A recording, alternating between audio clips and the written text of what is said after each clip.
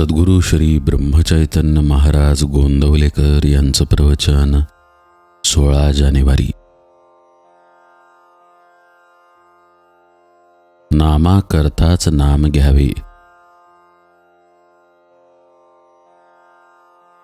नाम हे निसरड्यासारखे आहे। निसरड्यावर गवत वाढत नाही आणि त्याच्यावर पाय पडला तर घसरतो। त्याप्रमाणे नाम आपल्यावर उपाधी ठरू देत नाही। त्याला कोणत्याही उपकरणाची गरज लागत नाही।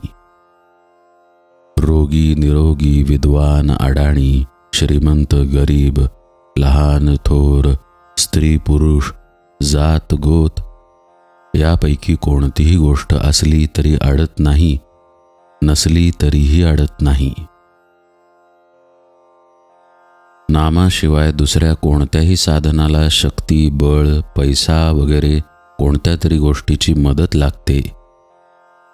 असे हे अत्यंत उपाधिरहित असलेले नाम आपणही अत्यंत उपाधिरहित होऊन घेतले तरच त्यात आपल्याला प्रेम येईल।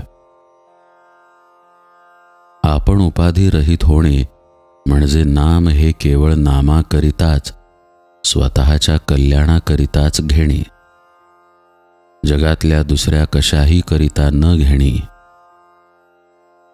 आपण जर ते सकाम बुद्धीने घेतले तर इच्छित कार्यभागही साध्य होत नाही आणि आपले कल्याणही साधत नाही।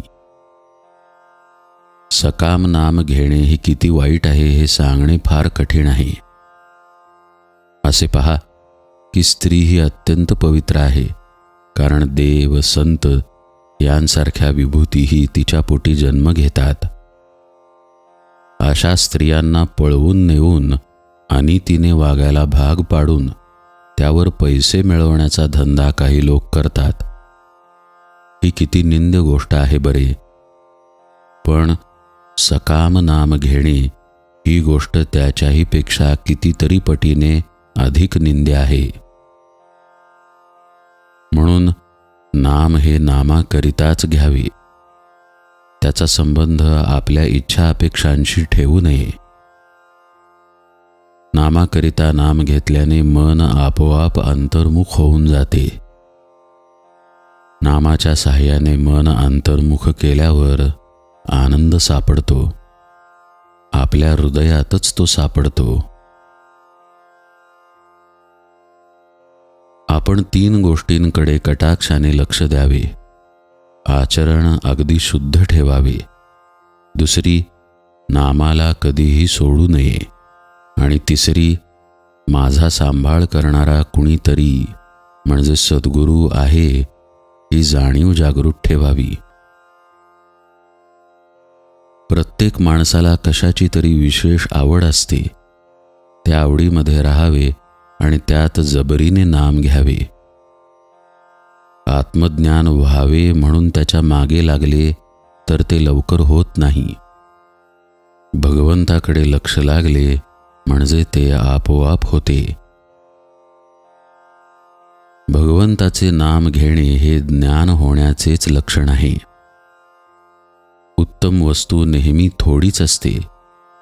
श्रीखंडामध्ये चक्का आणि साखर कितीतरी असते, पण केशर किती थोडे घालावे लागते, तसे भगवंताच्या नामाचे आहे।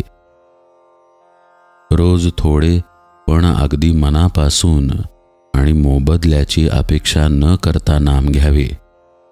ते फार काम करील। भगवंत हा सर्वसत्ताधीश खरा, पण एका बाबतीत तो लुळापांगळा होतो व सहज अडकतो। भुंगा जसा लाकूड पोखरतो पण कमळात अडकतो, तीच स्थिती नामाच्या बाबतीत भगवंताची होते। पाणी हे जसे शरीराचे जीवन आहे, तसे नाम हे मनाचे जीवन आहे। जानकी जीवन स्मरण जय जय राम।